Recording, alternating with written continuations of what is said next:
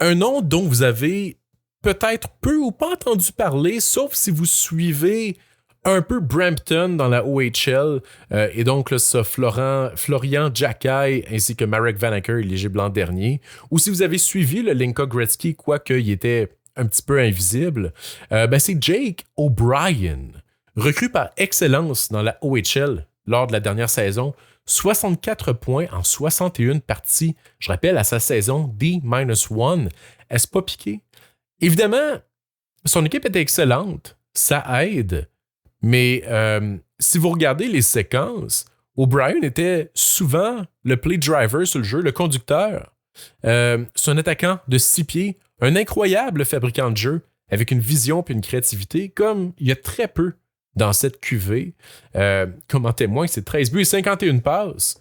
C'est la 9e meilleure saison D-1 pour un joueur de 16 ans dans les 20 dernières années. C'est pas exceptionnel, on s'entend la 9e, mais c'est définitivement digne de mention. C'est quand même similaire à ce que Tyler Seguin avait eu comme récolte au même âge. On se rappelle que Seguin est sorti très tôt.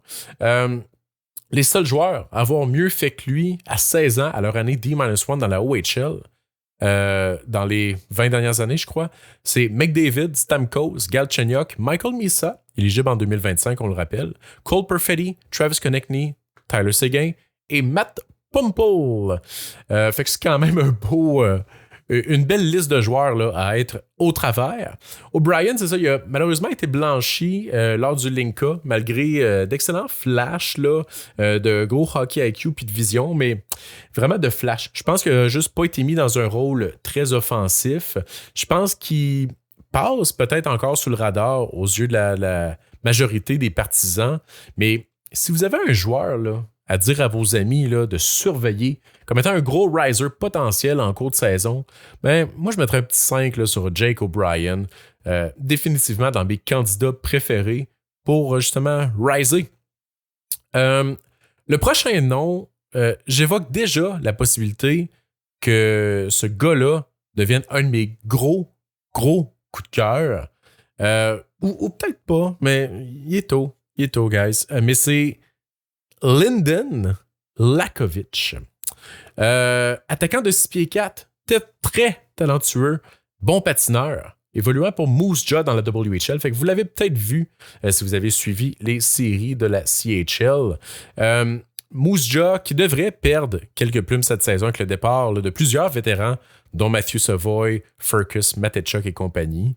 J'ai hâte de voir si Lyndon Lakovic va prendre les choses en main ou si au contraire, ça va être une saison difficile de sa part.